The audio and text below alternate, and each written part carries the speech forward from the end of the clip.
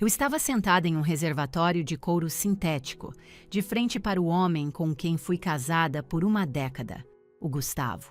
Estávamos no mesmo restaurante italiano aconchegante, onde ele me pediu em casamento. 8 anos atrás, os olhos dele estavam fixos nos meus. Esta noite, eles estavam colados na tela do celular. Ele chegou atrasado, não pediu desculpas e simplesmente se sentou ali, com um sorrisinho brincando nos lábios, enquanto digitava de volta para ela. Eu sabia exatamente quem era. Era a Vanessa, a assistente dele. A mulher que havia tomado o meu lugar enquanto eu ainda dormia na cama dele. Respirei fundo e devagar. Eu não estava mais com raiva. Eu estava apenas exausta. Olhei para o topo da cabeça dele, com o cabelo perfeitamente penteado, e falei com uma clareza que surpreendeu até a mim mesma. Gustavo, eu disse, estou me mudando. Vou para uma cidadezinha no litoral de Santa Catarina. Esperei pela briga. Esperei que ele exigisse uma explicação. Ele nem sequer levantou os olhos, apenas deu de ombros. O que você quiser, ele disse com o polegar ainda dançando pela tela brilhante. A Vanessa sabe do que eu preciso. Ele não tinha ideia, mas com aquelas palavras, ele tinha acabado de me entregar a minha liberdade. Aquele momento silencioso e desdenhoso foi o fim da nossa história e o começo da minha. Mas antes de entrar em tudo isso, me faça um favor e deixe o seu gostei, se inscreva no canal e me conte nos comentários de onde você está assistindo. Todo mundo quer saber como um casamento morre. As pessoas imaginam discussões aos gritos, portas batendo, grandes explosões dramáticas. Elas anseiam pelos fogos de artifício, mas o meu casamento não morreu em um incêndio glorioso. Não foi um evento súbito e violento. Foi mais como uma queima lenta, uma chama gradualmente privada de oxigênio, até que eu ficasse sozinha no escuro. Para realmente entender por que eu fui embora tão silenciosamente, você precisa entender como tudo começou. No início, Gustavo e eu éramos uma unidade. Éramos um time contra o mundo. Nos encontramos no meio dos nossos 20 anos, ambos sem um tostão e movidos por sonhos. Morávamos em um apartamento apertado que sempre cheirava vagamente a café queimado e papel de parede velho. Comíamos macarrão instantâneo, sentados no chão, porque um conjunto de jantar era um luxo que não podíamos pagar. Nada disso importava. Nós tínhamos um ao outro. Gustavo era o ambicioso. Ele tinha esses sonhos enormes, uma visão para sua própria empresa de consultoria sobre a qual falava por horas. E eu ouvia, completamente cativada. Eu amava a paixão nos olhos dele. Eu honestamente acreditava nele, mais do que acreditava em qualquer coisa. Mariana, ele dizia, alcançando minhas mãos sobre a caixa de papelão virada que servia como nossa mesa. Quando eu conseguir, vou te dar tudo. Você nunca mais vai ter que se preocupar com nada. Trabalhei em 2 empregos para nos manter enquanto ele lançava um negócio. Eu era recepcionista de dia e fazia design gráfico freelancer à noite. Eu cobria o aluguel. Eu pagava as compras do mercado. Eu até comprei para ele seus primeiros ternos, sob medida para que ele passasse confiança nas reuniões. E fiz tudo com um sorriso. Achei que estávamos construindo a base para o nosso futuro compartilhado. E por um tempinho, pareceu que sim. O negócio do Gustavo começou a ganhar tração. Primeiro um cliente, depois outro, então uma avalanche deles. O dinheiro começou a fluir. Mudamos daquele apartamento minúsculo para um apartamento de luxo e depois para uma casa enorme em um condomínio fechado. Compramos carros caros, viajamos para lugares que eu só tinha visto em revistas de turismo. Mas à medida que os números na conta bancária do Gustavo cresciam, algo fundamental entre nós murchava. Ele parou de me ver como sua parceira. Eu me tornei um acessório. Ou talvez apenas uma funcionária muito dedicada e não remunerada. Começou de pequenas formas. Estávamos nos arrumando para uma festa de gala da empresa. Eu colocava um vestido que amava, algo com um toque de cor que me fazia sentir bem. Gustavo entrava no quarto, mexendo nas abotoaduras, e seus olhos passavam por mim, sem sorriso, apenas um franzir de testa crítico e leve. Você vai mesmo usar isso? Ele perguntava. Eu gosto, eu respondia. É um pouco chamativo demais, não acha? Por que não usa o azul marinho? É mais sofisticado. Nos primeiros dias, eu rebatia. Lembrava a ele que eu não era uma de suas estagiárias. Mas ele apenas soltava um suspiro pesado, olhava para o seu relógio caro e dizia: Mariana, por favor, tenho clientes importantes lá hoje à noite. Preciso que esta noite seja perfeita. Não faz cena, não faz cena. Essa frase se tornou a trilha sonora da minha vida. Aprendi que, se eu discutisse, ele ficaria emburrado e distante a noite toda. Ele usaria aquele suspiro de decepção, fazendo-me sentir como se eu estivesse sabotando sozinha a carreira dele. Então, aprendi a apenas trocar o vestido. Eu colocava o azul marinho, arrumava meu cabelo do jeito que ele preferia. Usava as joias que ele tinha me comprado, mesmo que parecessem frias e pesadas contra a minha pele. Fiz isso para manter a paz. Fiz porque ainda o amava e achava que era isso que era necessário para fazê-lo feliz. Mas a cada vestido que eu trocava, eu estava arrancando um pedaço de quem eu era. Com o passar dos anos, Gustavo se tornou o sol e meu único propósito era orbitá-lo. Nossa existência inteira girava em torno da agenda dele, das necessidades dele, dos humores dele.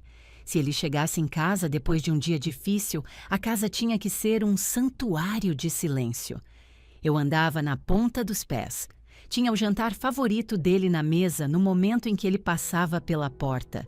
Eu servia o vinho dele. Aprendi a não sobrecarregá-lo com minhas próprias pequenas lutas, porque as dele eram sempre mais importantes. Mas se eu tivesse um dia ruim, não havia espaço para isso. Lembro-me de uma noite com uma clareza perfeita e dolorosa. Era o nosso 6º aniversário de casamento. Eu estava ansiosa por isso há semanas. Fiz reservas em um restaurante novo e sofisticado. Até comprei um vestido novo, um que eu sabia que ele aprovaria. Ele chegou em casa 2 horas atrasada. Eu estava sentada na beira do sofá, toda arrumada e maquiada, esperando. O horário da nossa reserva já tinha passado há muito tempo. Quando ele finalmente entrou, estava falando ao telefone. Ele nem sequer olhou para mim enquanto ia direto para o bar e se servia de um uísque. Gustavo, eu disse, com a voz mal saindo como um sussurro. Ele levantou a mão, me silenciando, enquanto encerrava a ligação. Fiquei ali sentada, sentindo-me uma boba no meu vestido elegante e salto alto. Finalmente, ele desligou e olhou para mim com uma expressão confusa no rosto. Por que você está tão arrumada?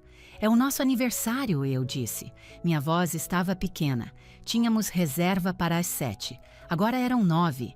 Ele esfregou as têmporas, não parecendo culpado, mas irritado. Mariana, qual é? Você sabe que estou no meio do fechamento daquele grande contrato de telecomunicações. Não tenho tempo para esse tipo de coisa agora. Não podemos simplesmente pedir uma pizza? Mas é o nosso aniversário, repeti, sentindo-me patética. Pare de ser tão emocional com tudo, ele disparou. Estou fazendo isso por nós. Estou me matando de trabalhar para pagar por tudo isso. Eu queria gritar que eu também trabalhava. Queria gritar que eu gerenciava a nossa vida inteira, a casa, as finanças, as obrigações sociais, os aniversários da família dele, tudo. Eu queria gritar que dinheiro não substituía o afeto, mas não disse nada, porque eu estava cansada. Tão profunda e intensamente cansada de lutar apenas para ser vista. Tudo bem, eu disse. Vou pedir uma pizza. Subi as escadas e tirei o vestido novo. Esfreguei a maquiagem do rosto. Coloquei um par de calças de moletom velhas. Comemos pizza engordurada no sofá, enquanto ele martelava e-mails no laptop. Ele nunca disse feliz aniversário. Ele nunca me tocou uma única vez. Deitada na cama ao lado dele naquela noite, uma verdade horrorosa me atingiu. Eu tinha me tornado uma função, não uma pessoa. Eu não era mais a Mariana. Eu não era a mulher que sonhava em abrir sua própria pequena galeria ou pintar paisagens. Eu não era a garota que amava filmes antigos em preto e branco. Eu era simplesmente a esposa do Gustavo. Eu era a pessoa conveniente, flexível e quieta, que garantia que as camisas dele estivessem passadas, sua casa impecável e sua imagem pública perfeita. Meus desejos eram secundários, os dele eram lei. Ele nem me conhecia mais. Nunca perguntava sobre o meu dia, nunca perguntava que livro eu estava lendo, nunca perguntava como estavam meus amigos. Ele apenas assumia que eu existia em um estado de espera perpétua, como um móvel bem posicionado. Então comecei a me tornar menor. Parei de falar sobre minhas paixões porque ele apenas bocejava. Parei de sugerir filmes que eu gostava porque ele os criticava. Parei de cozinhar a comida apimentada e aventureira que eu amava, porque ele preferia um bife simples com batatas. Tornei-me um fantasma no meu próprio casamento. E a parte mais doentia, ele parecia me preferir assim. Ele ficava mais relaxado quando eu estava em silêncio. Parecia mais feliz quando eu concordava com todas as suas opiniões. Contanto que eu estivesse sorrindo, concordando e fazendo a vida dele correr sem problemas, ele estava perfeitamente satisfeito. Lembro-me de encarar meu reflexo em uma manhã. Eu tinha 32 anos. Eu parecia bem, eu acho. Meu cabelo estava perfeito. Minhas roupas eram de marca, mas meus olhos pareciam vazios. A faísca tinha sumido. "Quem é você?" Sussurrei para a mulher no espelho. Ela apenas me encarou de volta, uma estranha. Tentei me convencer de que era apenas uma fase ruim. Todos os casamentos têm seus altos e baixos, eu dizia a mim mesma. Assim que os negócios acalmassem, ele voltaria para mim. Ele se lembraria da garota por quem se apaixonou, aquela com quem comia miojo em um chão empoeirado. Eu estava errada. Ele não voltou. Ele apenas se afastou ainda mais. E então, a Vanessa chegou. Ela entrou na empresa dele há cerca de 1 ano. Gustavo a mencionou casualmente no início. "Nova assistente", ele disse. "Ela é inteligente, jovem, realmente eficiente." Então, as menções tornaram-se mais frequentes. A Vanessa reorganizou completamente minha agenda hoje. Foi incrível. A Vanessa encontrou este novo café maravilhoso perto do escritório. A Vanessa acha que devemos mudar nossa estratégia de marketing. Eu não desconfiei no início, eu confiava nele. Achei que ela fosse apenas uma ótima funcionária, mas então comecei a notar as mudanças nele. Ele começou a se vestir de forma mais elegante para o trabalho, comprou um perfume novo e caro, começou a frequentar a academia novamente. Estava energizado, quase vibrando com uma felicidade recém-descoberta. Tentei acreditar que era apenas uma boa fase no trabalho. Pensei que talvez o estresse estivesse finalmente diminuindo. Tentei compartilhar do bom humor dele. "Você parece muito feliz ultimamente", eu disse uma manhã enquanto estávamos na bancada do café. "Os negócios vão bem", ele disse com um sorriso brilhante. Mas ele não estava olhando para mim. Estava olhando para o celular. Estava sempre no celular, mandando mensagens, sorrindo para a tela e virando-a para longe sempre que eu me aproximava. Escolhi ignorar os alarmes estridentes. Eu não queria ver. Não conseguia suportar a ideia de que, depois de eu ter sacrificado minha identidade, meus sonhos e minha voz por ele, ele se voltaria para outra pessoa. Mas você só consegue manter os olhos fechados por um tempo. Eventualmente, você tem que abri-los. E quando eu fiz isso, a verdade estava me esperando, brilhando na tela de um laptop no meio da noite. Era uma noite de terça-feira no final do outono. A chuva batia contra as janelas, um ritmo frio e constante que fazia a casa parecer uma ilha isolada. Gustavo tinha chegado tarde de novo. Um jantar de negócios, ele disse. Ele cheirava a vinho fino e aquele perfume novo que andava usando. Estava de bom humor. Bom demais. Ele cantarolava enquanto se movia pela cozinha. Disse-me que tinha mais alguns e-mails para resolver e desapareceu em seu escritório em casa. Fui para a cama por volta das 10. Eu estava acostumada com o espaço frio ao meu lado. Ele frequentemente trabalhava até as primeiras horas da manhã. Acordei às 2 da manhã com a garganta seca. Saí da cama e caminhei pelo corredor acarpetado. A casa estava escura e silenciosa, exceto pelo tamborilar da chuva. Ao passar pelo escritório dele, notei que a porta estava entreaberta. Gustavo sempre trabalhava de porta fechada, mas esta noite estava escancarada. A sala estava escura, mas uma luz azul fraca emanava da mesa. Gustavo não estava lá. Eu ouvia o chuveiro ligado no final do corredor, no nosso banheiro principal. Ele deve ter esquecido de desligar o laptop antes de subir. Entrei no escritório. Não sei o que me impeliu. Um pressentimento, um instinto. Ou talvez eu fosse apenas desligar o computador para economizar energia. Contornei a pesada mesa de mogno. O laptop dele estava aberto, a tela brilhando intensamente na penumbra. Não era um e-mail na tela. Não era uma proposta de negócio. Era o aplicativo de mensagens. As conversas dele estavam sincronizadas com o computador. Eu congelei. Sabia que não deveria olhar. Sabia que era uma violação de sua privacidade, mas meus pés pareciam aparafusados ao chão. Meu olhar estava fixo na conversa, brilhando na tela. O nome no topo dizia Vanessa. Havia milhares de mensagens. Sentei-me na sua cara cadeira de couro com as mãos tremendo. Comecei a rolar para cima. Eu as li. Li cada uma delas. Isso não era apenas um flerte casual. Não era algum erro de bêbado em uma festa da empresa. Era uma vida inteira paralela. Vanessa dizia que sentiu saudades hoje, que a reunião da diretoria foi tão chata sem ele lá para fazê-la rir por baixo da mesa. Gustavo respondia que também sentiu falta dela, bebê. Perguntava se ela já tinha contado para a esposa. Vanessa dizia que ainda não, que o momento tinha que ser o certo, que ele sabia como a esposa era, que ela era frágil, que causaria uma cena. Um punho frio se apertou no meu estômago.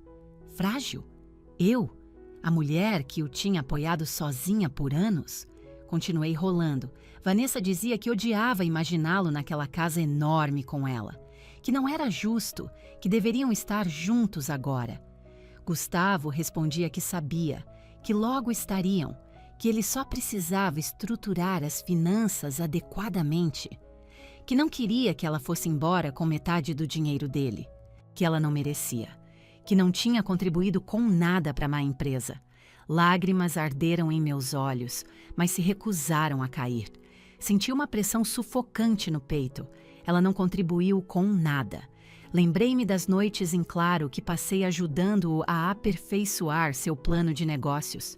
Lembrei-me dos anos em que paguei nosso aluguel para que ele pudesse investir cada centavo de volta na sua startup. Lembrei-me dos infinitos jantares que organizei, encantando seus clientes e investidores. Ele tinha me apagado completamente. Na versão dele da história, ele tinha feito tudo sozinho. Rolei de volta por semanas, depois meses. Eles tinham piadas internas. Tinham apelidos carinhosos um para o outro. Mandavam fotos.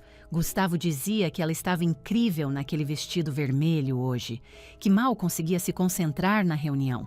Vanessa respondia para ele esperar até a noite. E então encontrei as que realmente me destruíram. Aquelas em que falavam de mim. Vanessa perguntava o que eu estaria fazendo naquela noite. Gustavo respondia que provavelmente estaria mexendo no jardim ou assistindo a algum drama de época triste. Que eu era tão chata. Gustavo dizia que era como morar com uma colega de quarto com quem ele não tinha nada em comum. Que eu não tinha garra, nem ambição. Que eu estava apenas ali. Vanessa dizia coitadinho de você. Que ele precisava de uma mulher que pudesse igualar sua energia. Gustavo respondia que precisava dela, que ela era a única que realmente o entendia. Eles falavam de mim como se eu fosse um problema a ser gerenciado, como se eu fosse um móvel velho e inconveniente que eles estavam ansiosos para descartar. Zombavam das minhas roupas, debochavam da comida que eu cozinhava. Gustavo tinha pegado minhas inseguranças mais profundas, os medos que eu tinha compartilhado com ele em confiança, e o servido a ela como entretenimento. Eles já estavam planejando o futuro. Vanessa dizia que viu aquele local online para o casamento, que era absolutamente perfeito.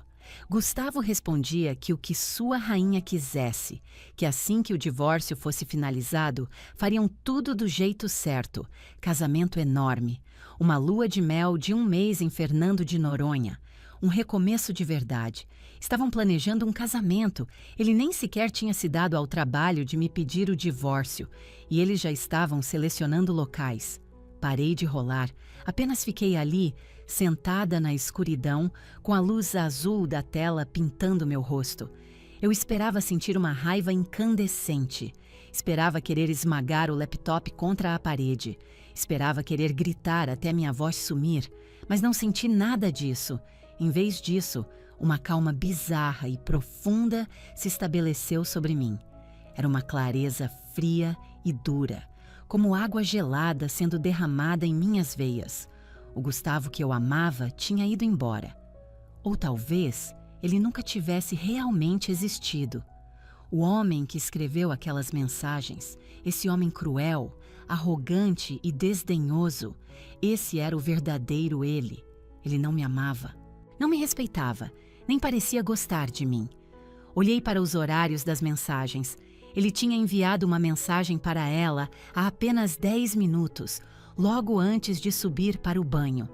Boa noite, linda. Sonhe comigo. Ele estava no chuveiro agora, lavando-a de si, preparando-se para subir na cama e deitar ao meu lado. Levantei-me. Minhas pernas estavam surpreendentemente firmes. Não fechei o laptop. Deixei-o aberto, exatamente como o encontrei. Saí do escritório e caminhei pelo corredor. Ouvi a água do chuveiro parar. Fui para o quarto de hóspedes e tranquei a porta silenciosamente. Não chorei. Deitei na cama e encarei o teto. A traição não foi apenas o ato físico. A verdadeira traição foi a intimidade. Ele tinha dado a ela todas as melhores partes de si mesmo. Tinha dado a ela seu riso, sua ambição, sua atenção. E tinha me deixado com as sobras, sua roupa suja e seu silêncio sufocante. Ele me chamou de chata. Chamou-me de fantasma. Tudo bem, pensei. Se eu sou um fantasma, vou simplesmente desaparecer. Percebi naquele momento que não tinha desejo de lutar por ele.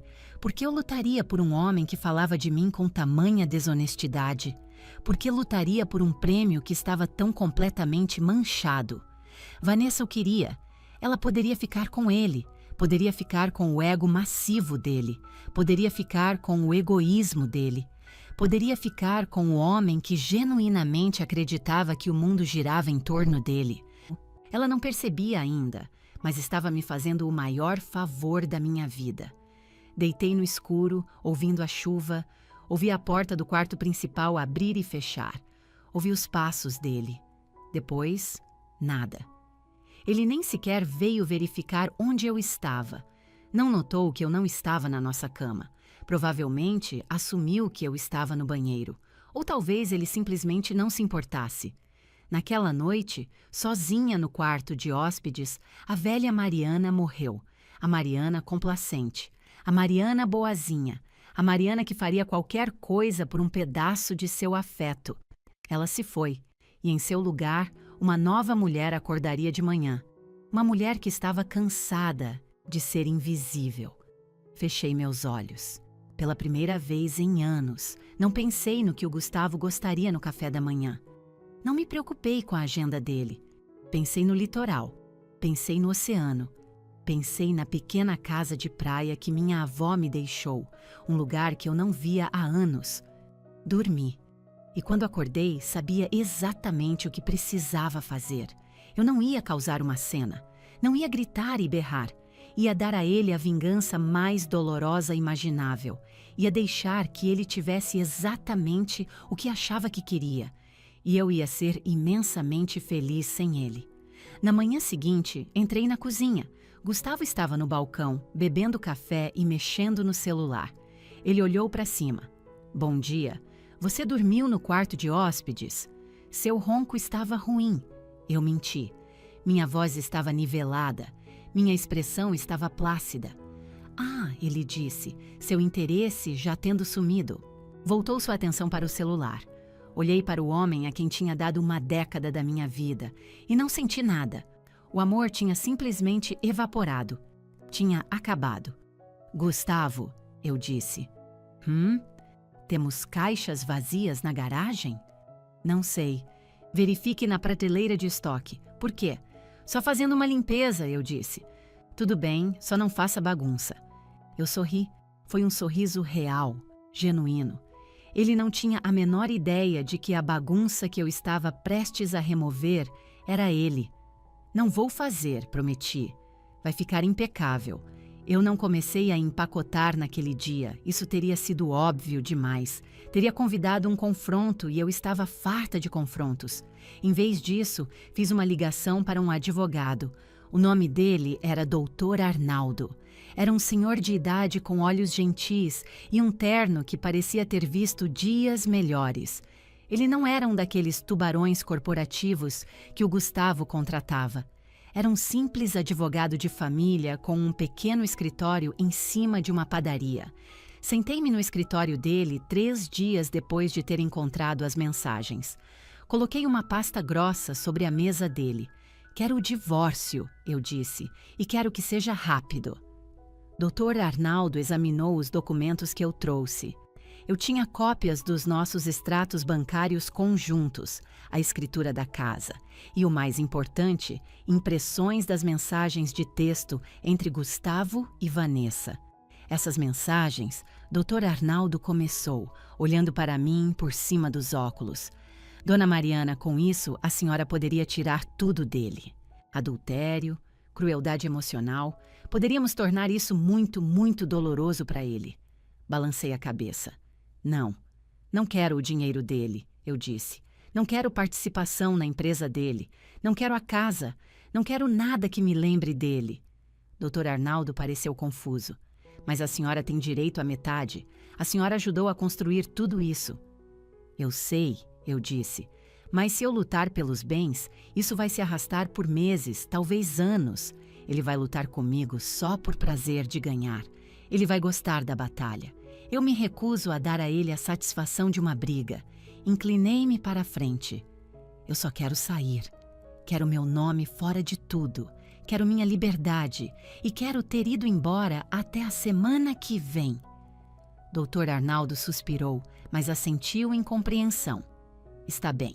Se a senhora está disposta a abrir mão dos bens matrimoniais, ele quase certamente assinará sem lutar. Homens como o seu marido costumam valorizar muito mais suas carteiras do que suas esposas. Ele estava certo. Durante a semana seguinte, tornei-me um fantasma em minha própria casa. Comecei a tirar minha vida dali em pedaços pequenos e discretos. Levei minhas melhores roupas para um brechó de luxo. Encaixotei meus livros e os escondi no porta-malas do meu carro.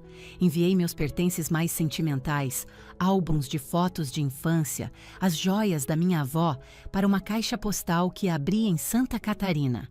Gustavo estava alheio. Estava consumido demais pela Vanessa. Chegava em casa tarde todas as noites, distraído e energizado. Quando olhava para mim, seus olhos passavam direto. Parei de fazer o jantar, parei de lavar a roupa dele. Onde estão minhas camisas boas? Ele perguntou em uma manhã, remexendo frustrado no armário. Na lavanderia, eu disse calmamente. Não estavam. Eu simplesmente tinha parado de levá-las. Bem, você pode buscá-las hoje? Preciso de uma para uma reunião amanhã. Tudo bem, eu disse. Não tinha intenção de buscá-las. O desapego emocional era mais difícil do que o empacotamento físico. Tive que treinar meu coração para parar de reagir. Quando ele entrava em um cômodo, eu tinha que forçar meu pulso a permanecer estável.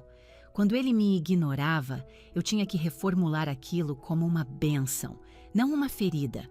Dormi no quarto de hóspedes todas as noites, dizendo que minhas costas estavam doendo. Ele não questionou. Finalmente o dia chegou. Era um sábado. Pela primeira vez, Gustavo estava realmente em casa. Estava sentado na bancada da cozinha, comendo um pão na chapa e lendo as notícias no tablet. Entrei na cozinha, vestida com jeans simples e uma camiseta. Meu carro já estava carregado. Os carregadores tinham vindo enquanto ele estava no trabalho na sexta-feira e levaram os poucos móveis que eu queria, minha escrivaninha, a velha cadeira de balanço da minha avó. Ele nem sequer notou que estavam faltando. Coloquei um envelope grande de papel pardo na bancada de granito à frente dele. "O que é isso?" ele perguntou sem olhar para cima. "Papéis do divórcio", eu disse. Ele parou de mastigar. O silêncio na cozinha ficou subitamente espesso e pesado. Ele baixou lentamente o tablet e olhou para o envelope. Depois olhou para mim. Não parecia triste.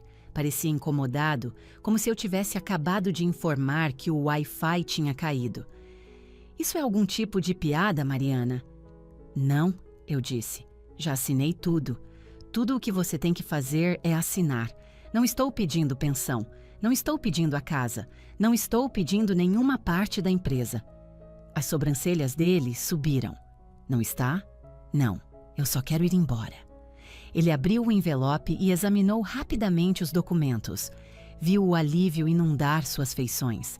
Ele estava percebendo que não perderia um centavo. Estava percebendo que não teria que lutar. Então, o ego dele se reafirmou. Ele se levantou, cruzando os braços sobre o peito. "De onde veio isso? Você não pode simplesmente jogar isso em cima de mim. Somos casados, Mariana. Você não simplesmente desiste." Eu quase ri. "Gustavo, apenas pare." "Parar o quê? Estou tentando entender por que você está sendo tão melodramática. É porque tenho trabalhado até tarde? É porque esqueci seu aniversário no mês passado? Podemos consertar isso. Posso te dar aquele carro novo que você estava olhando. Ele estava tentando me comprar. Não queria que eu ficasse porque me amava. Queria que eu ficasse porque um divórcio mancharia sua imagem perfeita. Eu sei sobre a Vanessa", eu disse. O nome ficou pairando no ar entre nós. O rosto do Gustavo passou de pálido para corado. Isso, ela é apenas uma funcionária. Você está sendo paranoica." "Eu vi as mensagens, Gustavo", eu disse baixinho. "Vi tudo. Os apelidos, os insultos, o local do casamento." Ele fechou a boca. Sabia que tinha sido pego. Não pediu desculpas. Não caiu de joelhos implorando por outra chance. Em vez disso, ficou defensivo. "Bem", ele bufou, ajustando o colarinho. "Se você estava bisbilhotando minhas mensagens privadas, isso diz mais sobre o seu caráter do que sobre o meu, não diz?" "Diz que eu finalmente acordei", respondi. Ele me olhou com olhos frios e duros. "Ótimo. Se você quer ir embora, então vá. Mas não se atreva a vir rastejando de volta quando perceber que não consegue sobreviver sem mim." "Você não tem nada, Mariana. Eu te fiz. Eu paguei por toda esta vida. Você estará de volta em um mês, quebrada e implorando." Olhei ao redor da cozinha deslumbrante e estéril. Era linda. Era cara. Era uma gaiola. "Não estarei de volta", eu disse. Ele soltou uma risada curta e cruel. "Por que você está tão calma? Qualquer outra mulher estaria gritando. Você está apenas aí, parada. Você algum dia me amou?" Olhei-o diretamente nos olhos, sentindo-me mais leve do que em uma década. "Estou calma porque não estou te deixando hoje, Gustavo", eu disse. "Eu te deixei há muito tempo. Você apenas não percebeu." Virei-me, peguei minhas chaves na bancada e caminhei em direção à porta. "Onde você vai?" ele exigiu. "Para o litoral." "Tanto faz!" ele gritou para as minhas costas enquanto eu me afastava. "Vá! A Vanessa sabe como tratar um homem de qualquer forma. Ela realmente sabe como me fazer feliz." Saí pela porta da frente. Não bati. Puxei-a suavemente até ouvir o clique suave do trinco. Fui até o meu carro, entrei e liguei o motor. Não olhei para trás para a casa. Coloquei o carro em marcha e saí da calçada. Enquanto dirigia pela rua, passando pelos gramados perfeitamente aparados e pelos carros de luxo em cada garagem, abri a janela. O ar entrou com força. Dei um suspiro profundo e trêmulo. Eu tinha 35 anos, estava divorciada, estava desempregada, tinha muito pouco dinheiro em meu nome, mas pela primeira vez em uma década eu conseguia respirar. A viagem levou 2 dias. Segui para o sul, observando como a expansão de concreto da cidade dava lugar a colinas onduladas e florestas densas. As árvores ficavam mais altas, o ar mais fresco. O céu mudou de um azul poluído e nebuloso para um cinza profundo e dramático. Eu estava dirigindo para Porto das Flores, uma cidadezinha na costa de Santa Catarina. Minha avó, Helena, tinha me deixado sua casa lá quando faleceu 5 anos antes. Gustavo tinha me pressionado para vendê-la imediatamente. É um barraco, Mariana, ele tinha dito. O terreno pode valer algo, mas a casa em si é para derrubar. Vamos apenas vendê-la e investir o dinheiro na empresa. Eu quase fiz isso. Tinha a papelada pronta. Mas no último segundo não conseguia assinar. Aquela casinha era o único lugar na Terra onde eu sempre me senti completamente segura. Era onde eu passava meus verões de infância, colhendo amoras silvestres e lendo livros no assento da janela, enquanto minha avó assava pão. Então, eu a mantive. Aluguei por alguns anos, mas estava vazia nos últimos 6 meses. Estava esperando por mim. Cheguei em Porto das Flores no final da tarde. Uma chuva fina e enevoada caía, fazendo o mundo parecer exuberante e intensamente verde. Dirigi pela única rua principal, que tinha um armazém, uma loja de ferragens, uma lanchonete e algumas lojas de antiguidades. Não havia prédios altos nem boutiques de grife, apenas picapes e pessoas de capa de chuva. Entrei na estrada de cascalho que levava à casinha, e lá estava ela. Era uma casa pequena e simples, com telhas de madeira desgastadas e uma varanda branca, empoleirada em um penhasco com vista para o mar. O jardim era uma confusão de arbustos crescidos demais. A tinta estava descascando em alguns pontos. Não era a mansão que eu tinha acabado de deixar. Não era impressionante, mas era toda minha. Estacionei o carro e saí. O cheiro me atingiu instantaneamente. Sal, pinheiros e terra úmida. Cheirava a voltar para casa. Cheirava a liberdade. Abri a porta da frente e as dobradiças gemeram em protesto. Lá dentro, o ar estava mofado e denso de poeira. Lençóis velhos cobriam os móveis como fantasmas. Puxei o lençol do sofá com estampa floral e uma nuvem de poeira explodiu. Tossi e então ri. Olá, casa, sussurrei. Aquela primeira noite foi surreal. O silêncio aqui era diferente.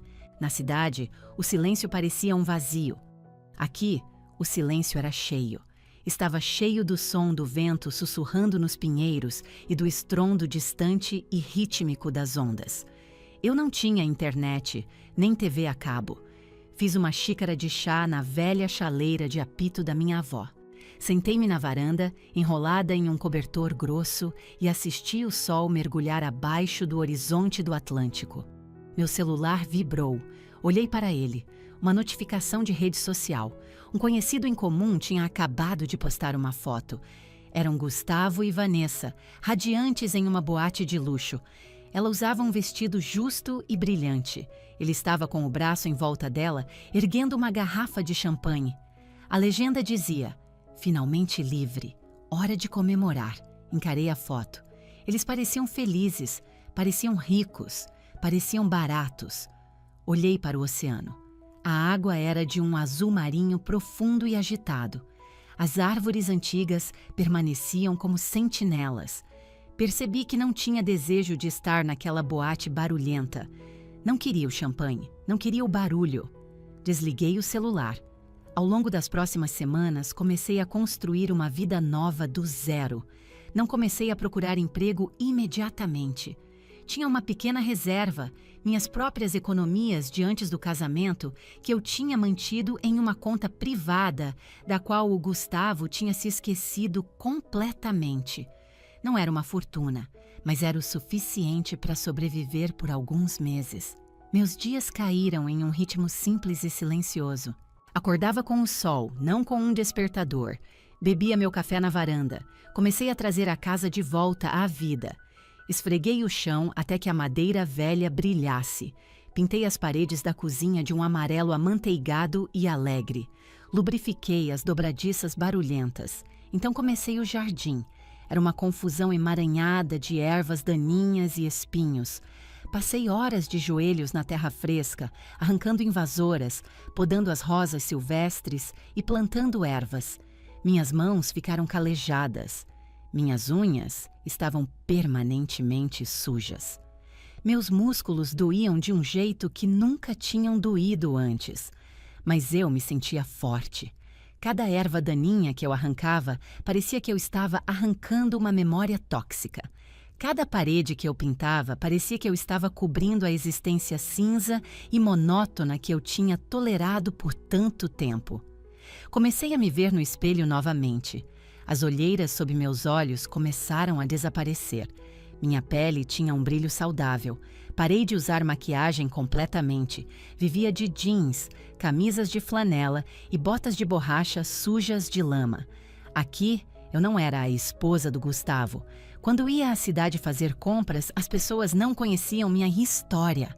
"Bom dia", disse a mulher no caixa. O crachá dela dizia Dona Benta. "Nova na cidade?" "Mais ou menos", eu disse. "Sou neta da Dona Helena.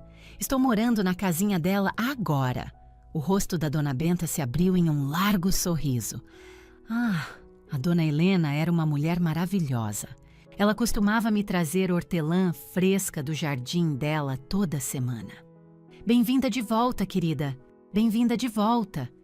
Ninguém perguntou sobre um marido. Ninguém olhou para o meu dedo anelar nu. Eles apenas me viam. Mariana. Comecei a fazer longas caminhadas pela praia rochosa, coletando pedaços de vidro do mar e observando as gaivotas. Comecei a perceber o quanto de trauma eu carregava. Por anos, estive em um estado constante de ansiedade leve, sempre antecipando os humores do Gustavo, sempre tentando prever suas críticas. Meu corpo inteiro estava tenso. Aqui, não havia ninguém para me criticar. O oceano não se importava se meu cabelo estava bagunçado. Os pinheiros não se importavam se eu jantava às 5 da tarde ou às 10. Eu estava me curando. Não foi um momento de estalo. Foi um processo lento, silencioso e gradual. Uma tarde, eu estava na cozinha, sovando massa para pão, o cheiro quente e de fermento enchendo a pequena casa. Dei por mim, cantarolando uma música que não pensava há anos. E parei, no meio da sova, e percebi. Eu estava feliz. Era uma felicidade pequena e silenciosa, não a alegria barulhenta e performática de umas férias de luxo ou de uma joia nova. Era a felicidade profunda e sólida de se sentir segura. Era a felicidade de ser o suficiente, sozinha. Sentei-me à pequena mesa de madeira e comi uma fatia grossa de pão quente com muita manteiga. Pensei no Gustavo. Ele provavelmente estava estressado, gritando com algum subordinado, preocupado com sua imagem. Dei outra mordida no pão. Eu era a sortuda. Ele achava que tinha vencido porque ficou com o dinheiro, a empresa e a casa. Mas ele estava preso em uma gaiola dourada que ele mesmo criou. Eu era a única que estava livre, mas eu sabia que não poderia ficar escondida na casinha para sempre. Minhas economias não durariam. Eu precisava trabalhar, precisava construir um futuro, não apenas restaurar o passado. Eu era designer de interiores. Ou, pelo menos, tinha sido, antes que o Gustavo decidisse que minha carreira não era tão importante quanto a dele. Antes de eu me tornar sua gerente de vida não remunerada em tempo integral. Perguntei-me se ainda tinha o talento. Perguntei-me se alguém daria uma chance a uma divorciada de 35 anos com um buraco de 10 anos no currículo. Abri meu laptop, um barato que comprei na loja de eletrônicos da cidade vizinha.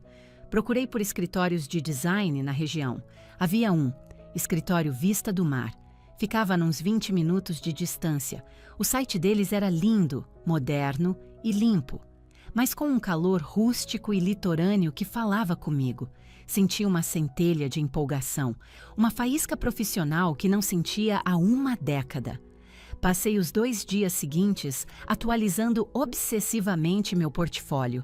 Recuperei fotos antigas de projetos que completei antes do Gustavo. Tirei fotos profissionais das reformas que fiz na casinha. Escrevi uma carta de apresentação. Não mencionei meu ex-marido rico e semi-famoso. Não tentei explicar o buraco no emprego. Apenas escrevi sobre minha paixão por criar espaços que parecessem santuários, meu amor por materiais naturais e meu desejo de criar lares, não apenas casas. Apertei enviar. Uma onda de ansiedade me lavou. E se eu não for boa o suficiente mais? A velha voz na minha cabeça, que soava muito como o Gustavo, sussurrou. Ele disse que você era chata. Ele disse que você não tinha ambição. Cala a boca, Gustavo, eu disse em voz alta para a sala vazia. Eu não ia ouvir aquela voz nunca mais. 2 dias depois, meu celular tocou com um número desconhecido. Alô? É a Mariana? Uma voz de homem, grave e calma. Sim, é ela. Oi, Mariana, meu nome é Gabriel. Sou o dono do escritório Vista do Mar. Recebi seu portfólio. Meu coração começou a martelar contra as costelas. Ah, olá. Tenho que dizer, ele disse, não vejo um olhar para cores e luz como o seu há muito tempo. O jeito que você trouxe aquela casinha de volta à vida é realmente impressionante. Senti-me corar. Obrigada. Gostaria de me encontrar com você, ele disse. Você está livre amanhã de manhã? Sim, eu disse, tentando parecer profissional e não como se estivesse prestes a pular de alegria. Estou. Ótimo. Venha ao estúdio por volta das 10. Vamos ver se conseguimos encontrar um lugar para você aqui. Desliguei o telefone. Fiquei no meio da minha cozinha amarela ensolarada e sorri. Gustavo tinha me substituído, mas não tinha me quebrado. Eu estava apenas começando. Eu estava uma pilha de nervos na manhã da entrevista. Fiquei na frente do pequeno espelho no meu quarto, avaliando minha roupa. Minha antiga coleção de terninhos de poder tinha ido embora há muito tempo, doada para um abrigo de mulheres. Em vez disso, usei uma calça azul marinho bem cortada, uma camisa de linho branca impecável e sapatilhas de couro simples. Usei o cabelo solto, deixando-o cair nas ondas naturais que o ar do mar proporcionava. Eu parecia profissional, mas também parecia eu mesma. Dirigi os 20 minutos até a cidade vizinha. O escritório Vista do Mar ficava em um antigo armazém lindamente reformado perto das docas de pesca. O prédio era todo de tijolos expostos e enormes janelas industriais. Entrei. O estúdio era um espaço de conceito aberto, cheio de luz. Havia grandes mesas de desenho, amostras de tecido e madeira espalhadas e o cheiro delicioso de café fresco sendo passado. Um homem estava de pé junto a uma mesa grande, estudando um conjunto de plantas. Ele olhou para cima quando o sino da porta tocou. Tinha que ser o Gabriel. Ele não era o que eu esperava.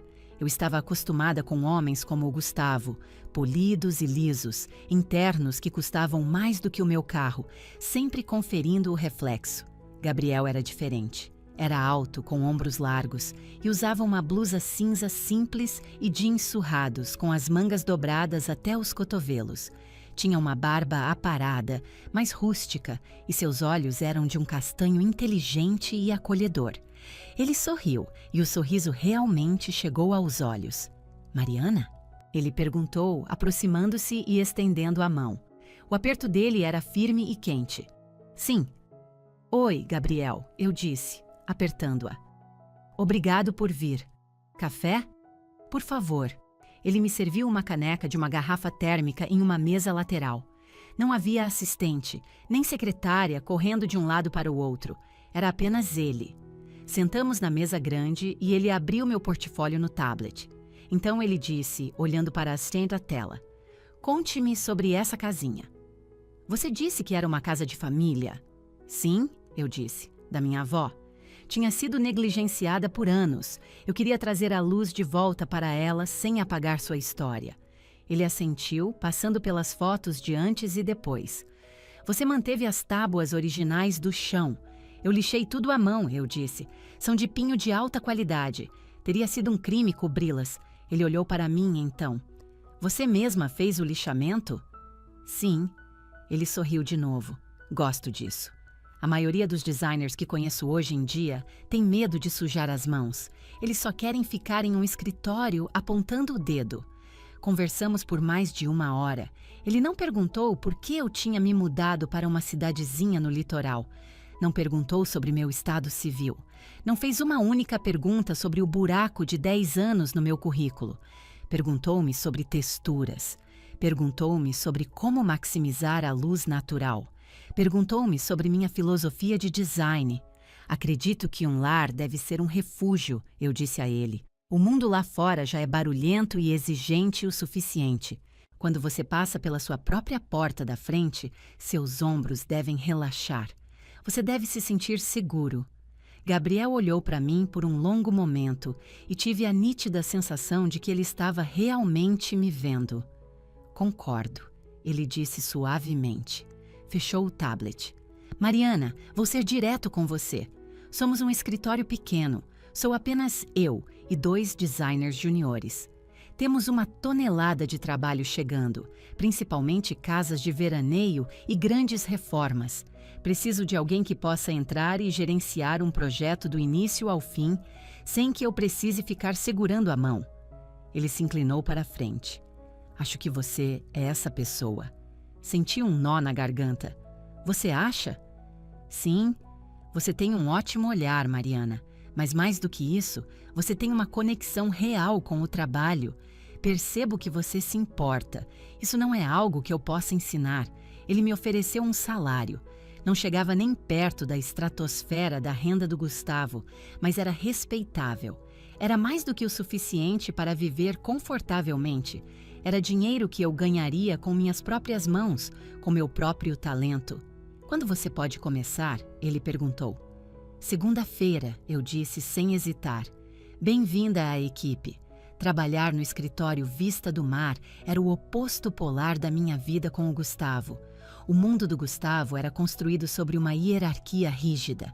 Era tudo sobre quem tinha mais poder, quem conseguia gritar mais alto. O mundo do Gabriel era sobre colaboração. No meu primeiro dia, ele me apresentou ao resto da equipe, a Sarah e o Ben, 2 designers jovens recém-saídos da faculdade. Eles eram doces, entusiasmados e um pouco deslumbrados com meu portfólio. A Mariana vai assumir a liderança no projeto dos Miller, Gabriel disse a eles. Ela tem muita experiência, então observem o que ela faz e aprendam com ela. Senti uma onda de orgulho. Eu não era a esposa invisível, não era a assistente, eu era a especialista. Mergulhei no meu trabalho. O projeto Miller era uma enorme casa de praia que precisava de uma reforma completa.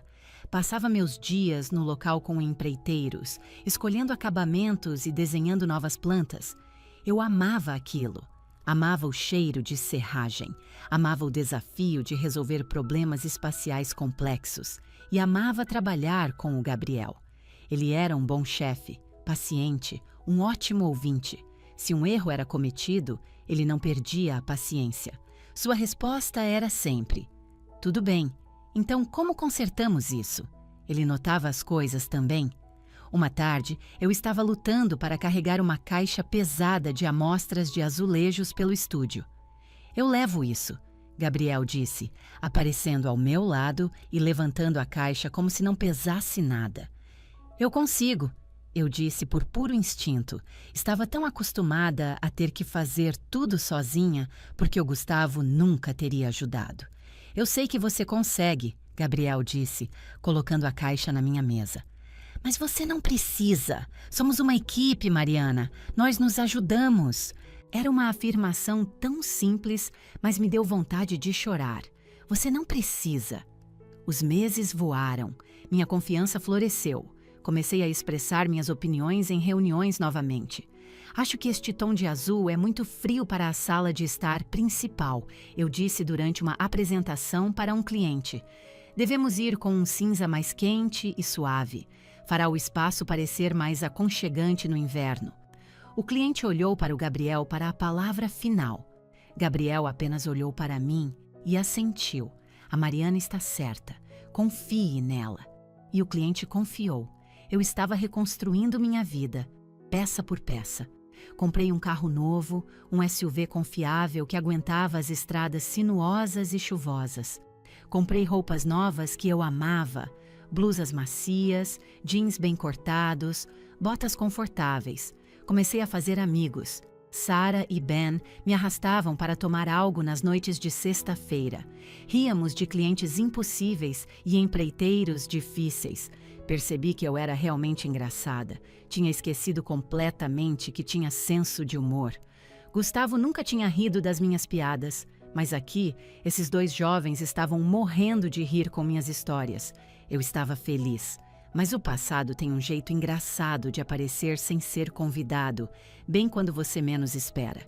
Era uma noite de terça-feira. Eu estava em casa fazendo o jantar, tinha manjericão fresco do meu jardim e estava fazendo um macarrão simples. Meu celular tocou. Era a Fernanda, uma das poucas amigas da minha antiga vida com quem mantive contato. Ela era uma boa pessoa, mas ainda frequentava os círculos do Gustavo. Sabia que eu não queria notícias, mas às vezes a fofoca era suculenta demais para ela resistir. "Oi, Fernanda!" Atendi, equilibrando o celular entre a orelha e o ombro enquanto picava alho. "Mariana! Oi! Como está o sul?" "Está lindo", eu disse. "Chovendo, claro." "Como vai você?" Estou bem. Escuta, eu não tinha certeza se deveria te ligar sobre isso, mas achei que você deveria saber por mim antes de ver em todas as redes sociais." Parei de picar. Um nó familiar de pavor apertou meu estômago. "O que foi?" "É o Gustavo", ela disse, sua voz caindo para um sussurro conspiratório. "Ele e a Vanessa enviaram os convites de casamento hoje. Coloquei a faca na tábua de cortar." "Ah, vai ser uma loucura, Mariana." Fernanda continuou. "Simplesmente enorme. Eles reservaram o salão principal do Hotel Copacabana Palace. 500 convidados. Um bolo de 10 andares. A Vanessa está trazendo um vestido exclusivo de Paris." Ela fez uma pausa para efeito dramático. "E o Gustavo está fazendo de tudo. Está dizendo a todos que vai ser o casamento do século. Está tentando conseguir cobertura em várias revistas de luxo." Fiquei ali parada na minha cozinha amarela e silenciosa. Conseguia imaginar perfeitamente as luzes ofuscantes, os fotógrafos, Gustavo em seu terno sob medida, exibindo aquele sorriso charmoso e predatório que escondia tanta crueldade. Vanessa se exibindo e fazendo poses, achando que tinha ganhado o prêmio máximo. Preparei-me para a pontada de dor, para o gosto amargo do ciúme. Esperei me sentir como a primeira esposa descartada, assistindo da lateral enquanto o modelo mais novo e brilhante recebia toda a glória. Mas a dor nunca veio. Em vez disso, o que senti foi uma estranha e distante piedade. Eu conhecia o Gustavo. Sabia que esse tipo de exibição exagerada só acontecia quando ele estava profundamente inseguro. Ele estava tentando provar algo, estava tentando projetar uma imagem de sucesso e felicidade para o mundo. Mas eu sabia a verdade. Sabia que 500 convidados significavam apenas 500 pessoas que ele sentia que precisava impressionar. Sabia que um bolo de 10 andares não podia consertar o fato de que ele era incapaz de intimidade genuína. Sabia que o casamento do século era apenas uma performance. E a Vanessa? Eu não a invejava nem um pouco. Ela estava se casando com um homem que tinha traído sua primeira esposa, um homem que valorizava da imagem acima de tudo, um homem que iria, inevitavelmente, tratá-la da mesma forma que me tratou. Ela não estava ganhando um prêmio, estava herdando o meu problema. "Mariana, você ainda está aí?" Fernanda perguntou nervosa. "Estou aqui", eu disse. "Você está bem? Sei que deve ser difícil." Eu sorri. "Fernanda, honestamente, estou bem. Sério? Sério. Espero que eles tenham um dia lindo. Espero que o bolo esteja bom." Fernanda soltou uma risada de alívio. "Nossa, você é uma mulher melhor do que eu, Mariana. Eu estaria planejando minha vingança." "Não sou uma mulher melhor", eu disse. "Só estou cansada disso. Parece que estou ouvindo notícias sobre um completo estranho." Bem, isso é bom, Fernanda disse. Ah, e mais uma coisa. O quê? O Gustavo tem agido de forma estranha. Ele tem perguntado por você. Perguntado por mim? Sim, perguntou ao nosso amigo Marcos se ele sabia para onde você tinha ido. Perguntou se você estava saindo com alguém. Ele vive fazendo esses comentários arrogantes sobre como você provavelmente não conseguiria sobreviver sozinha e como ele espera que você volte correndo a qualquer momento. Comecei a rir, uma risada real, de barriga. Ele acha que eu vou voltar? Sim, arrogante como sempre. Deixe que ele pense isso, eu disse. Ele precisa acreditar que é indispensável, é o que o alimenta. Bem, você com certeza está ganhando esse término, Fernanda disse. Você parece incrível. Eu me sinto incrível, Fernanda. Escuta, tenho que desligar. Minha água do macarrão vai transbordar. Tudo bem, te amo, Mariana. Te amo também. Desliguei o telefone e voltei para o fogão. Misturei o macarrão com o alho e o manjericão. Servi-me de uma taça de vinho. Sentei-me à minha pequena mesa e comi meu jantar simples. A notícia do casamento não tinha poder sobre mim. Era apenas barulho de um mundo ao qual eu não pertencia mais. No dia seguinte, no trabalho, eu estava energizada. Gabriel, eu disse, entrando no escritório dele. Tive uma ideia para o átrio da casa dos Miller. E se instalarmos uma parede viva? Um jardim vertical completo. Gabriel olhou para cima da mesa e sorriu. Adorei. Desenhe o esboço. Mais tarde, naquela tarde, estávamos fazendo uma pausa para o café, sentados na beira da doca atrás do escritório. O sol estava finalmente saindo de trás das nuvens. Você parece mais leve hoje, Gabriel disse, olhando para mim. Pareço? Sim, como se um peso tivesse sido tirado. Olhei para a água. Meu ex-marido vai se casar no mês que vem, com a mulher com quem ele teve um caso. Gabriel virou-se para me olhar, sua expressão subitamente séria. Sinto muito, Mariana. Não sinta, eu disse. Ouvir sobre isso só me fez perceber uma coisa. Eu realmente não me importo. Não sinto falta dele. Não sinto falta daquela vida. Gabriel apenas me observou. Ele foi um idiota por deixar você ir. Virei-me para olhá-lo. Havia uma intensidade no olhar dele que fez meu coração dar um pequeno salto. Aquilo não foi apenas um comentário casual e amigável. Acho, eu disse lentamente, que ele ter me deixado ir foi a melhor coisa que ele já fez por mim. Gabriel sorriu. Bem, fico feliz que você esteja aqui, Mariana. Eu também fico feliz por estar aqui. Ficamos ali sentados em um silêncio confortável por um tempo, mas de volta na cidade, uma tempestade estava se formando. Fernanda tinha me contado sobre o casamento, mas não tinha mencionado a lista de convidados. Gustavo, em sua arrogância infinita, tinha convidado todo mundo que era importante. Convidou parceiros de negócios, investidores em potencial e velhos amigos da família.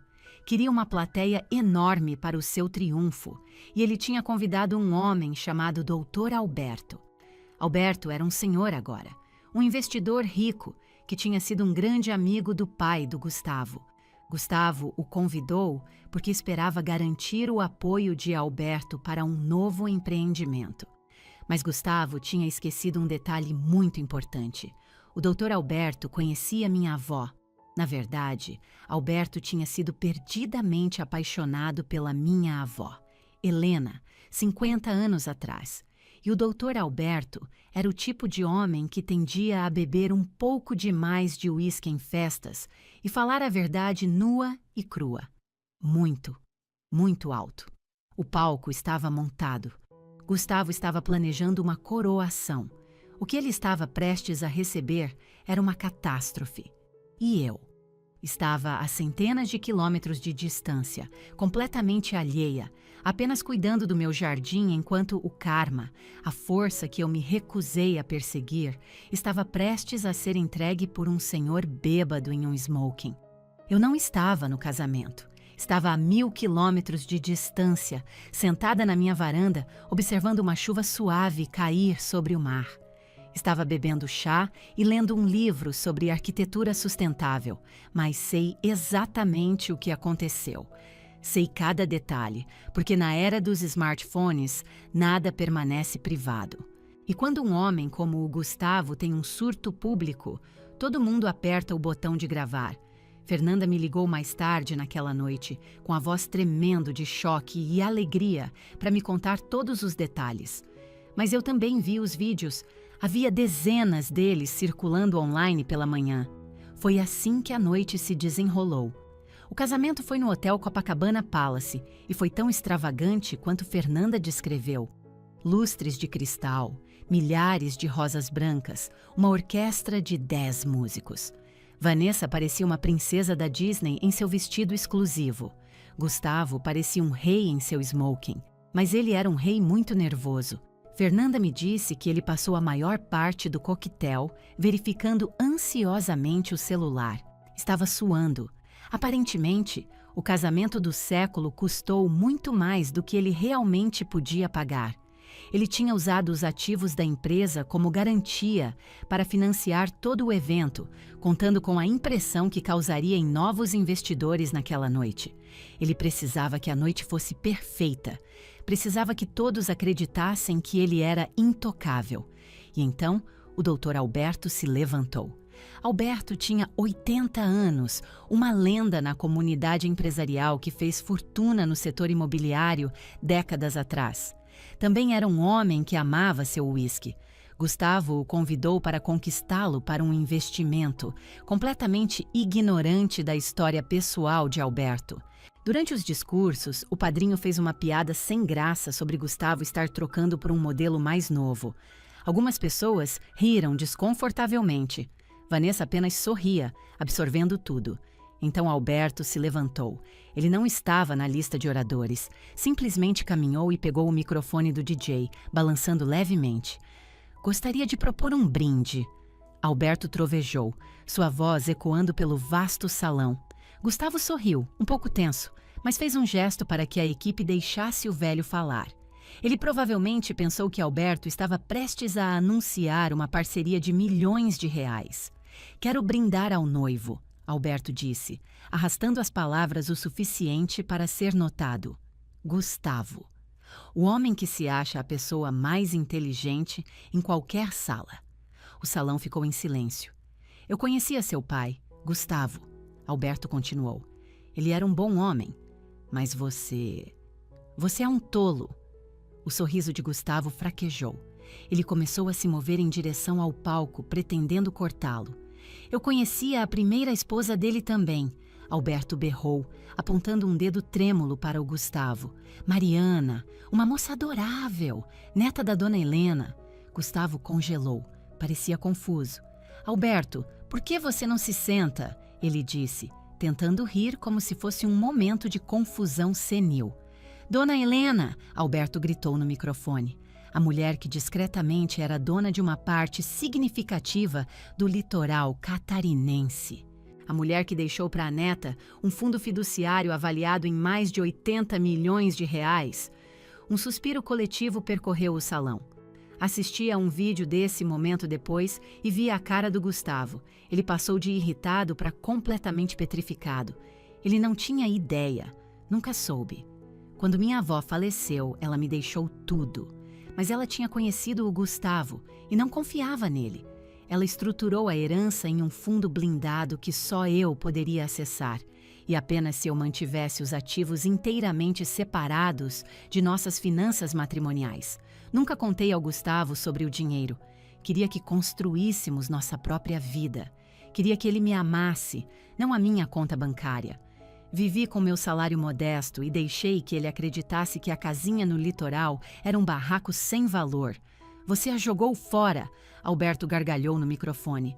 Você jogou fora uma mulher que pessoalmente vale mais do que sua empresa inteira. E para quê? Por uma secretária? Ele gesticulou com desdém em direção a Vanessa. Ouvi dizer que ela está sem um tostão, Gustavo. Ouvi dizer que você teve que fazer uma segunda hipoteca no prédio do seu escritório só para pagar por esta festa ridícula.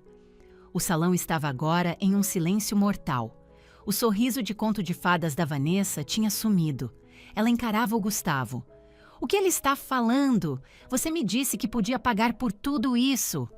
O rosto do Gustavo ficou de uma cor que eu nunca tinha visto. Uma mistura doentia de cinza e verde. Alberto, já chega. Gustavo disparou. Segurança, ela é rica. Alberto gritou enquanto 2 seguranças grandes começavam a caminhar em sua direção. A Mariana está sentada em uma mina de ouro. E ela está feliz e está livre. E você? Você está afundando em dívidas. Alberto soltou o microfone. Ele bateu no chão com um estrondo ensurdecedor que fez todos se encolherem.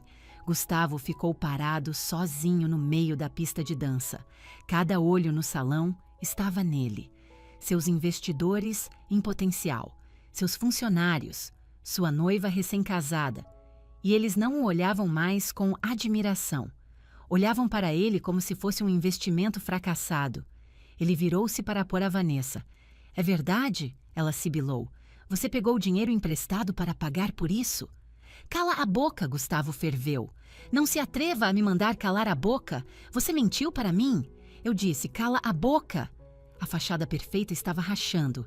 A imagem cuidadosamente construída estava se estilhaçando ali mesmo sob os lustres de cristal. Se o Gustavo tivesse apenas mantido a calma, talvez pudesse ter salvado a noite. Poderia ter fingido, alegado que Alberto era um velho bêbado e senil. Mas Gustavo não tinha autocontrole, tinha arrogância. E quando um homem arrogante é humilhado publicamente, ele se torna perigoso. Depois que o microfone caiu, os sussurros começaram. Eu conseguia ver nos vídeos trêmulos de celular. Ele está mesmo quebrado? Ouvi dizer que a empresa perdeu aquele grande contrato na semana passada. A Mariana tem milhões. Por que ele a deixaria? Gustavo ouviu os sussurros. Sentiu o julgamento se fechando. Virou-se para a Vanessa, agarrando o braço dela. Estamos indo embora. Agora. Eu não vou embora do meu próprio casamento. Vanessa retrucou, puxando o braço. Você me envergonhou, deixou aquele velho estragar minha noite. Eu paguei por esta noite.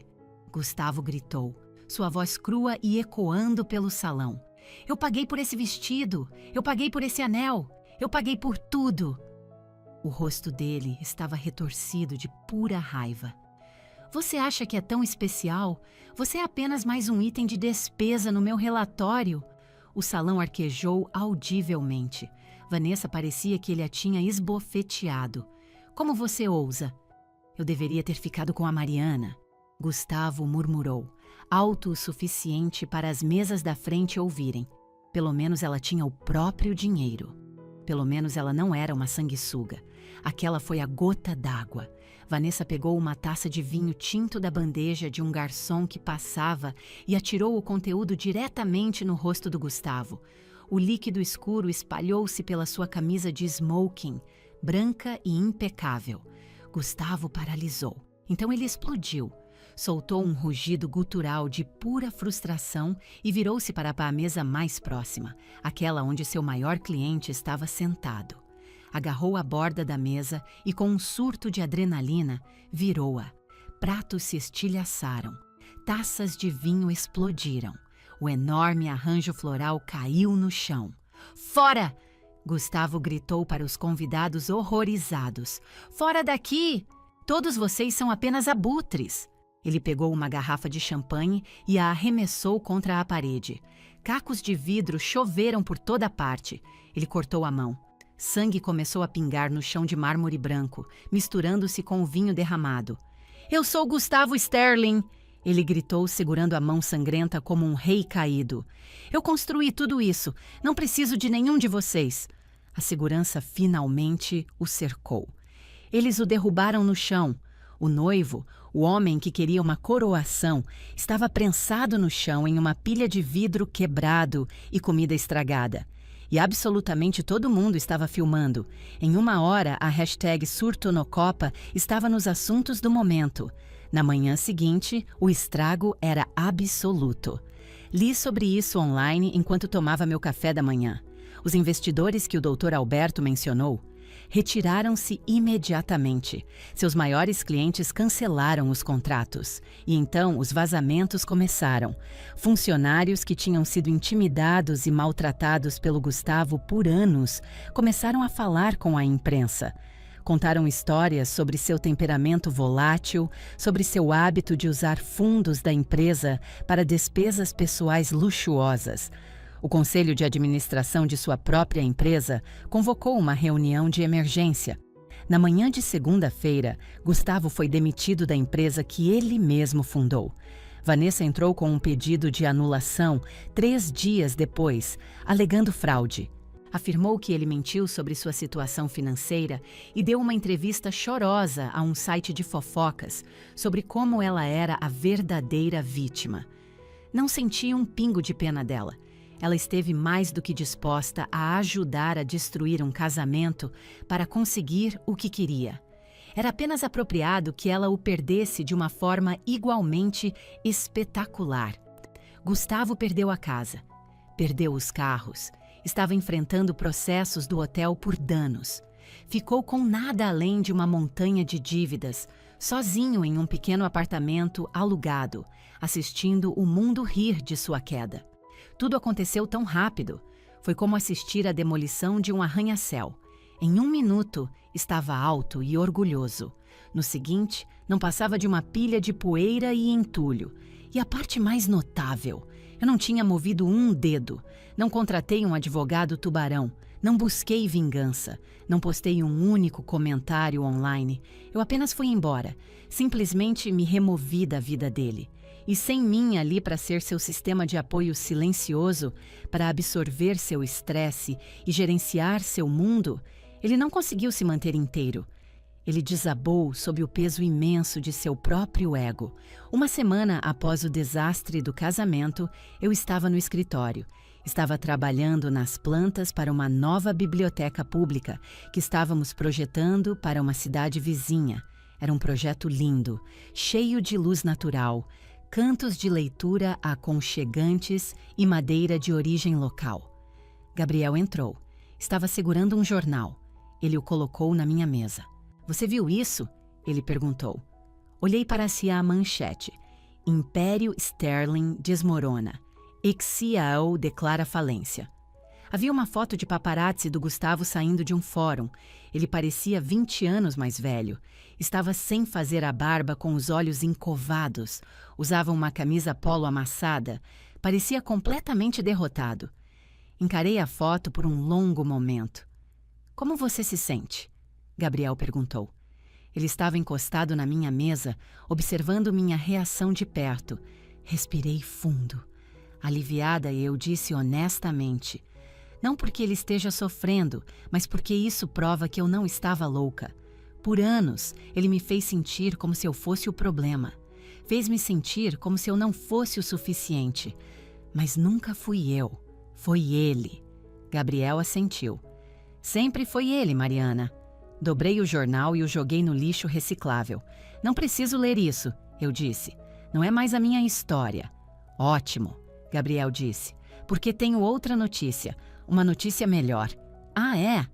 "Estou te tornando sócia", ele disse simplesmente. Deixei minha caneta cair. "O quê?" "Estou mudando o nome do escritório", Gabriel disse, com um sorriso lento se espalhando pelo rosto. "Escritório de Design Vista do Mar e Sterling", ou qualquer sobrenome que você queira usar. Você é a melhor designer com quem já trabalhei, Mariana. Não consigo imaginar este lugar funcionando sem você. Apenas encarei-o, sem palavras. "Sócia? Sócia. Meio a meio." Levantei-me. Senti lágrimas brotarem nos meus olhos, mas eram lágrimas de felicidade. "Sim", eu consegui dizer. "Sim, eu adoraria isso." Gabriel deu um passo à frente e pegou suavemente minha mão. O polegar dele acariciou meus dedos. "E", ele disse baixinho, "eu estava me perguntando se a nova sócia gostaria de jantar comigo hoje à noite. Não como colegas, como algo mais." Olhei para os seus olhos castanhos e acolhedores, e neles vi respeito. Vi bondade. Vi um homem que me via de verdade. "Sim", eu disse. minha voz clara e firme. Eu adoraria isso também. Naquela noite, sentei-me na minha varanda antes de me arrumar para o meu encontro. O sol estava se pondo, pintando as nuvens em tons brilhantes de rosa e laranja. Meu pequeno jardim estava florescendo. A lavanda que plantei balançava suavemente com a brisa da noite. Meu celular vibrou na mesa ao meu lado. Era uma mensagem de um número desconhecido. Abri. Mariana, é o Gustavo. Cometi um erro terrível. Por favor, eu preciso de você. Eu posso mudar. Me ligue. Olhei para as palavras na tela. 1 ano atrás, aquela mensagem teria me destruído. 1 ano atrás, eu poderia ter sido tentada a voltar, a tentar consertá-lo, mas eu não era mais aquela mulher. Pensei na noite em que encontrei as mensagens dele. Pensei no desprezo em sua voz quando falava de mim. Pensei nos anos que passei me tornando menor para caber no mundo dele. Então olhei para o meu jardim. Olhei para a casa que eu tinha restaurado amorosamente com minhas próprias mãos. Pensei na carreira que estava construindo, no trabalho que amava. Pensei no Gabriel esperando por mim em um restaurante na cidade. Eu tinha milhões em um fundo que o Gustavo nunca soube. Tinha uma sociedade em um negócio próspero. Tinha minha dignidade. Eu não odiava o Gustavo. Eu apenas não precisava dele. Não respondi. Apenas apertei o botão de bloquear contato. Coloquei o celular virado para baixo na mesa. Levantei-me e respirei fundo o ar fresco e salgado. As pessoas acham que vingança é fazer a outra pessoa sofrer. Acham que é sobre gritar e lutar e sair por cima, mas estão erradas. A maior vingança não tem nada a ver com ele. É sobre ser feliz. É sobre acordar de manhã e não sentir aquele pavor familiar no estômago. É sobre perceber que você é a personagem principal da sua própria história. Não apenas um papel coadjuvante na de outra pessoa. Entrei na minha casinha amarela. Coloquei um vestido, um colorido, com uma estampa floral vibrante. O tipo que eu sempre amei. O tipo que o Gustavo sempre odiou. Olhei no espelho. A Mariana olhou de volta para mim e ela estava sorrindo. Peguei minhas chaves e saí pela porta, deixando o passado para trás, onde ele pertencia, no escuro. Fim da história.